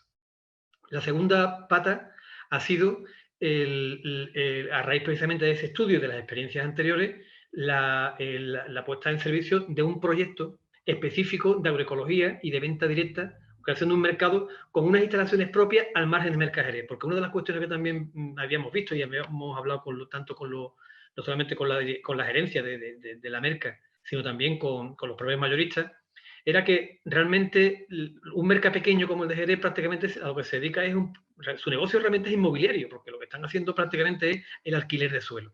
Pero como impulso podía generar cierto conflicto con los mayoristas, puesto que son ya muchos años de relaciones, podía ser más interesante crear una unidad externa a Mercasa que pudiese, aunque Mercajerez, digamos, lo gestionara, pero que estuviese fuera del recinto de la Merca, con unas instalaciones orientadas, incluso siguiendo un poco el modelo canario, orientado precisamente a un mercado campesino, un mercado de venta directa, que además también tuviese en su interior un centro de formación hacia el consumidor, de formación a los agricultores en materia de agroecología, de ecología urbana, que fuese algo más que un mercado de venta, sino que además tuviese una dimensión de formación. Se ha encargado ya el estudio vamos, el proyecto de redacción de ese proyecto, son unos 1 millón de euros, 1.200.000 euros lo que va a costar, y ahora lo que se está buscando es financiación. Y estamos ahora mismo viendo, porque desde el punto de vista municipal, el ayuntamiento no tiene capacidad hoy por hoy de acometer esa infraestructura, pero vamos, ya estamos ya tenemos el proyecto de ejecución y lo que estamos buscando es financiación para ejecutarlo. Esa es una línea de trabajo. Vaya, ya llevo 2 minutos de más. Bueno, esa línea, es la línea del mercado de venta directa como una cuestión externa de Mercajerez, el plan estratégico, y un tercero es la creación de un parque agrario en el que estamos vinculando a los agricultores, las cooperativas, a la población de la zona rural para organizar la producción y conectar producción y consumo, de tal manera que finalmente Merca pues, se convierte casi en una sociedad instrumental para el desarrollo de un proyecto agroecológico. Y me he pasado 5 segundos. Muchísimas gracias, Jesús, también por traer otras dimensiones de lo que pueda ser un Food Hub, un Merca, ¿no? Con esa formación, incluso con esa integración territorial de la producción en parques agrarios. Muchísimas gracias. No sé si, Gustavo, ¿quieres...? Sí, simplemente disculpar a Nahuel, porque finalmente parece que en el campo donde él tenía una visita no ha encontrado conexión. A nosotros nos parecía muy importante la intervención de Nahuel. Yo os he puesto algunos links en el chat. Creo que vale la pena que tanto el sector de la red de ciudades de la agroecología como los mercas que están invitados esta mañana aquí conozcamos de esta experiencia. Lo decías tú, Isa, el mercado central de Buenos Aires alimenta a 18 millones de personas. Es el mercado central más importante de toda Sudamérica. Y es interesante conocer la experiencia a partir de la llegada de Nahuel. Él es un dirigente del Sindicato de Trabajadores de la Tierra de Argentina, un movimiento centrado en el paradigma de la soberanía alimentaria. Y desde ahí y desde esa idea clara de impulso de la soberanía alimentaria, ver que están pudiendo avanzar en una estructura pública tan importante como el mercado central de Argentina. Durante la pandemia pusieron en marcha un proyecto que está ahí en el link, que es el compromiso social de abastecimiento, donde implican a mayoristas y a verdulerías en una cadena que garantiza un precio justo y remunerador para los agricultores y las agricultoras, pero también un precio final asequible para la población. Y después es interesante también escuchar a Nahuel en el discurso, quizás en ese debate que no sé si nos dará tiempo ahora, que también planteaba Ingrid, del mercado simplemente como respuesta a lo que supuestamente los consumidores y las consumidoras demandamos, o el mercado, más en la línea de lo que comentaba el último compañero, entendido como un instrumento de política pública y cómo desde el mercado central se debe de trabajar en favor de promover un tipo de agricultura, en este caso para Nahuel, con un convencimiento pleno de que en la medida en que el mercado favorezca el desarrollo de la agroecología, todo un territorio va a salir beneficiado en cuanto a soberanía alimentaria y desde luego también en conseguir que esas cifras de aprovisionamiento que hoy son muy reducidas, empiecen a tener un porcentaje mucho más significativo. Entonces yo simplemente invitar a conocer esta experiencia como inspiradora también. Gracias, Isa. Sí, muchas gracias. Lo intentaremos con él más adelante en otra ocasión. Vamos a dejar ahora el micrófono abierto para que tengáis posibilidad de hacer las preguntas, sugerencias, cuestiones de debate importantes que pensáis que hay que tratar, lo que queráis. Micrófono abierto.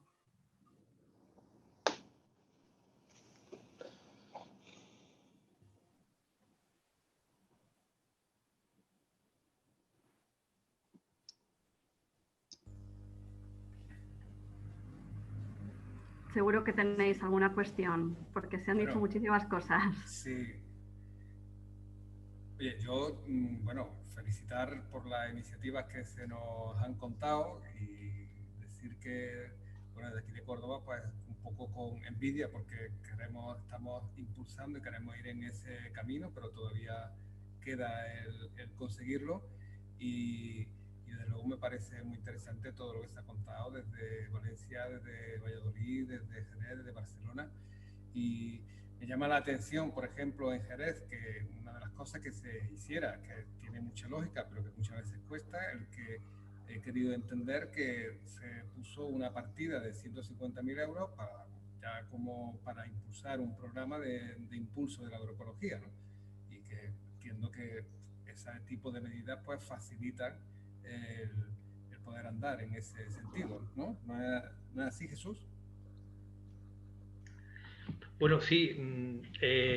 Bueno, hay un tema. Nosotros hemos borrado la palabra en principio en los documentos oficiales y demás, la palabra agroecología, porque desgraciadamente, y vamos, yo desde que estudiaba allí en Córdoba en el ISEC, sé que hemos sufrido cierta estigmatización política o ideológica cuando se utiliza la palabra agroecología.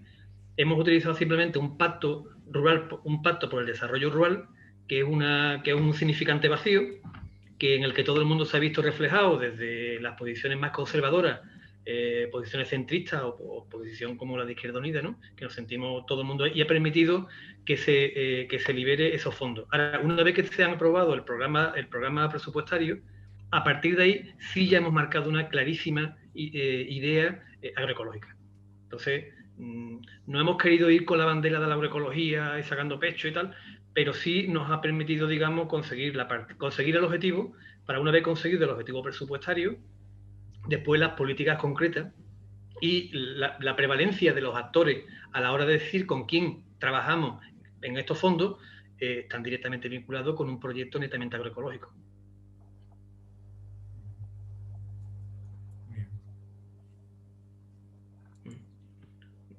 Que por cierto, aprovecho ya que tengo la palabra para comentar al compañero de Mercaolid que precisamente hoy en la reunión de Mercajerez he vuelto a pedir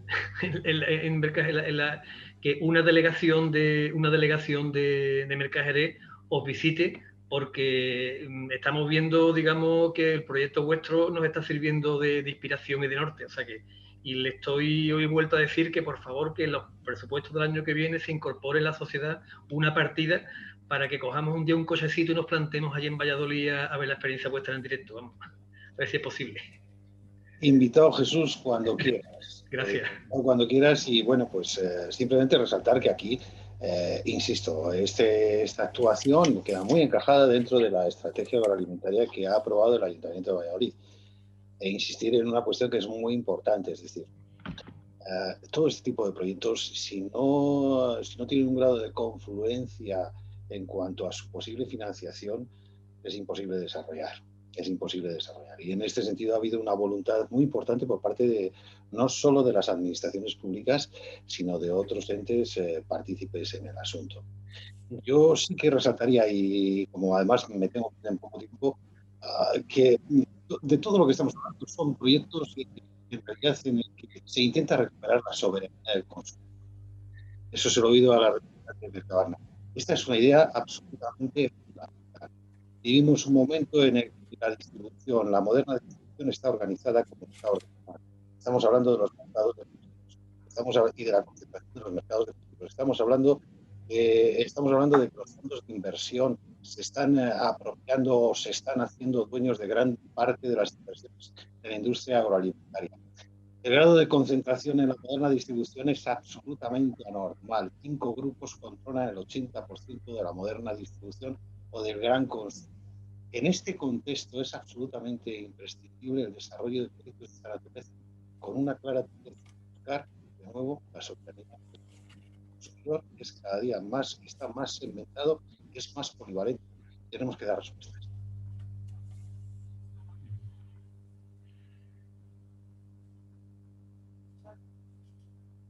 Muchas gracias, Javier. Si alguien quiere tener algún comentario más, alguna pregunta más, y cerramos. Disculpad, se nos ha ido un poco el tiempo y no hemos podido tener un espacio un poco de más calidad para este debate. Pero os vamos a hacer una devolución de todas estas cuestiones y probablemente seguiremos trabajando y seguiremos haciendo espacios de intercambio de experiencias. Si alguien tiene algo más que no se pueda, o sea, que necesite comentarlo, este es el momento.